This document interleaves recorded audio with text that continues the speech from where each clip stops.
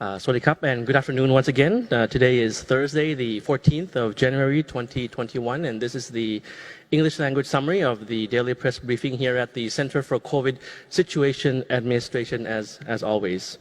So I'll start off first with the general situation for today as recorded. For the number of new cases for today, how many people have active cases of COVID in Thailand as of today? The answer is 3,533. Today we recorded 271 new cases, while there were 717 new recoveries.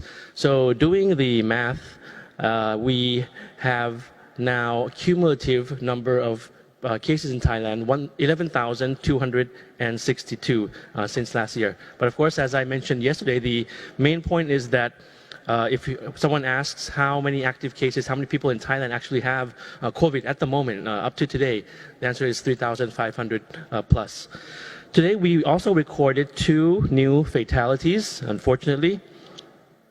The 68th case of fatality is a 71-year-old British male, a British national, with existing conditions, health conditions, such as diabetes, lung cancer, and hypothyroid. He arrived in Thailand on the 7th of December and began having symptoms on the 11th of December last year. The 69th fatality, the second new fatality case, is a 53-year-old Thai male from Pathum Thani province with existing conditions, that is diabetes.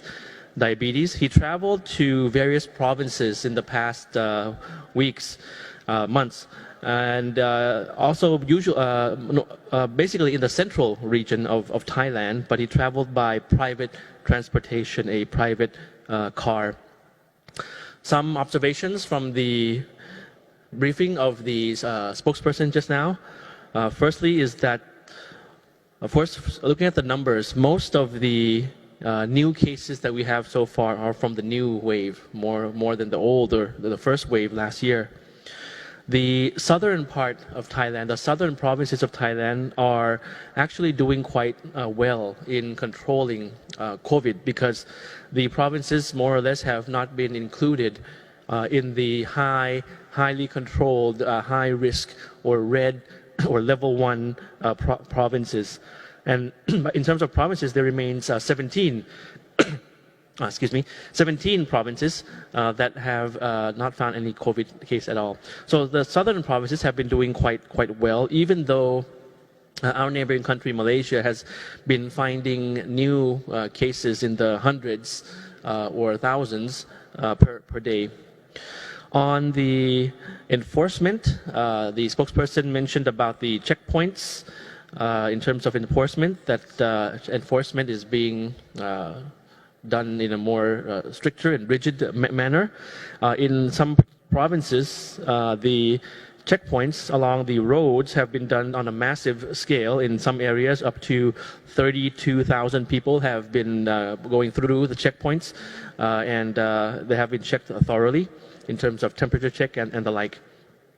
In terms of Mo Chana application, the digital government agency is addressing various issues to improve the efficiency of the Mo Chana application, and the numbers show that more and more people are using Mo Chana application, up to over 5 million persons downloading the application and using the application to point now.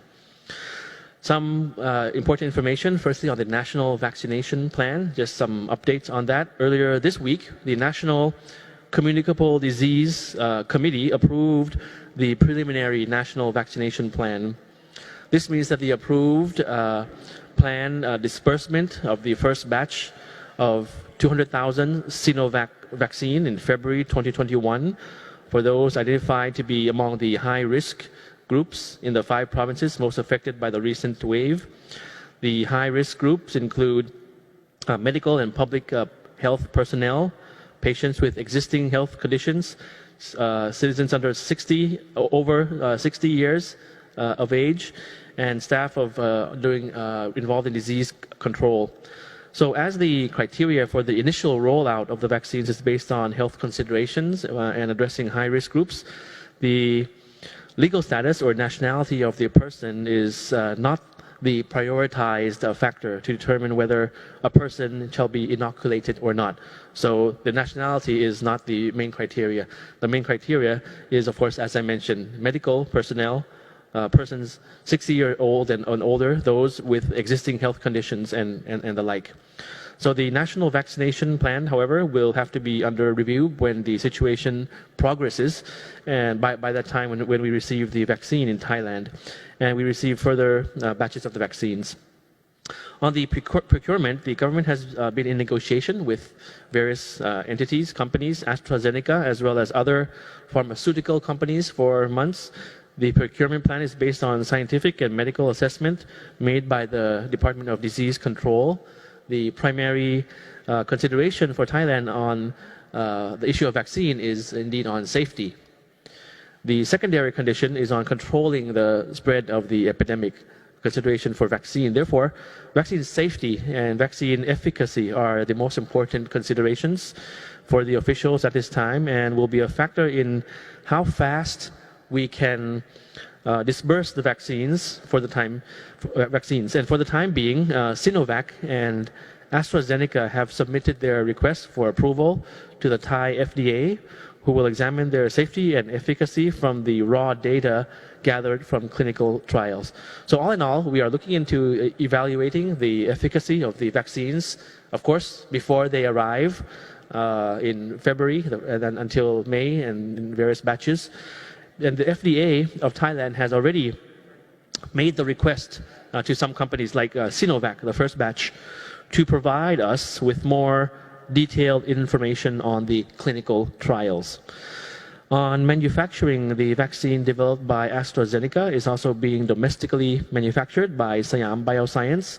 The company has been carefully selected based on a number of factors. There was a rigorous vetting process in place for Siam Bioscience to be the base of the production. And for more information on the vaccine policy and plan, we will be having some information on a program today on NBT channel 11, number 2 actually on your TV screen, at 2 p.m. today on NBT channel 11, a program by Dr. Yong Puwarawan, the head of the Center of Clinical Virology of Chulalongkorn University Hospital. He'll give an interview and run the program there, and we might have a recap for you in English on another day regarding the update on the vaccines. Another piece of information important is on the infection in the workplace. The Ministry of Public Health noticed that there were a high number of confirmed cases those who have been infected from their own workplace. In most of these cases, the infection has spread from person to person in the office from someone who was waiting for the result of the test, but continued to go to work as usual. So when people take the test and they have not received the result yet, they go to work. That's the problem. And when they go to work, they might be asymptomatic, and that's the moment when they spread the infection from workplace to workplace. So it's very important to work from home, and for offices, for managers, for CEOs to be aware of this risk of people infecting each other in the office. Right? So work from home is something that various organizations, companies can look into further. It's very important, and we encourage that fully. So the Ministry of Public Health has encouraged all workplaces, including factories, offices, to instruct their employees, to observe 14-day self-quarantine if they have been in close contact with infected persons or if they have traveled to high-risk areas. The person who is considered to be at risk should seek medical advice from local health care facilities and should not travel outside of their vicinity. The workplace must also provide alcohol gel, of course, and temperature checking to ensure that all employees are provided with face masks and working area is cleaned and disinfected thoroughly. The last piece of information, very important, which the spokesperson had highlighted, is about factory quarantines. So we're familiar now with a lot of new terms, alternative state quarantine in the past year, organizational quarantine, where some companies and embassies and educational institutions have entered into that scheme of becoming an organizational quarantine, OQ. So now we have factory quarantine, FQ perhaps. So one of the factories that were affected by COVID is, I have to mention the name, Pattaya Food Industries in Samut Sakhon. It's in Samut Sakhon, but the name is Pattaya Food Industries. This factory has been responding quickly to cooperate with authorities and with the Samut Sakhon provincial administration to set up a field hospital, or what we'll call now a factory quarantine, because it's placed in their own factory. It can accommodate up to 600 people to isolate workers who tested positive for COVID, their own workers. This is a good example of public-private cooperation to effectively reduce the number of transmissions. And we had some images shown to you. The factory itself is divided into various zones. The red zone is where the infected factory workers, their employers, were placed. The yellow zone is perhaps called the buffer zone, where the health officials would be changing into PPE suits and the transit area, so to speak. And the green zone is green, so that's where the safe zone is within the factory. So the red, the yellow, and the green zone, there you see it again on screen, is how this particular factory is cordoning off people who have COVID and having, of course, medical treatment for them in the red zone area. A la field hospital, like a field hospital, but it's a factory quarantine. This is very good cooperation. And of course, in the red zone in that factory, there are facilities, separate facilities for those who are infected in terms of course, laboratories for sleeping, for eating, and the like. So these field hospitals intended to serve also, to treat also asymptomatic patients. They can reduce the risk of medical personnel and other patients who visit general hospitals. Instead of going to general hospitals, stay in your own factory, in a factory quarantine. These field hospitals or factory quarantine also help reduce the risk of infection in the local community as well, not going out to the local community in Samut Sakhon as an example. And eventually, of course, lower the death rate. So therefore, all sectors of society encouraged to facilitate the setup of, to cooperate in the facilitation for the setup or building of field hospitals.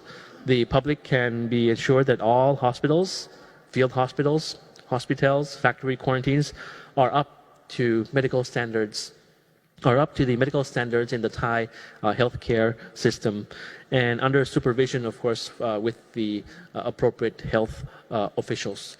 So finally, I just like to note that when we mentioned that the spokesperson in the Thai edition, Dr. Thuisin, sometimes would have to go inspect various provinces on site. So we will be having someone for the Thai language briefing in his place during those days, a few number of days. So the spokesperson introduced Dr. Apisamai Si Rangsan just now. Yes, you have her on screen there.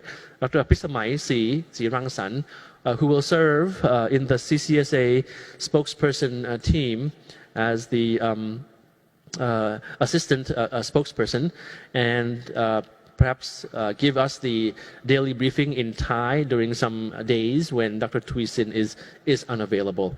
But of course, for the English language version, I guess you'll have to bear with me for now. I hope that the English language briefing that we have had since we started on the 24th of December, actually, Christmas Eve, right after the 20th of December when we found the first new wave case in Samut Sakhon. So we started 24th of December until today, every day. We hope that it has been useful, and we will continue doing it for the English language community, expats, those who call Thailand home, the foreign media, and those who are viewing this broadcast on social media from around the world. Don't worry, we won't go anywhere until we solve COVID together. Thank you for your attention. Have a pleasant day. สวัสดีครับ กราบขอบพระคุณค่ะท่าน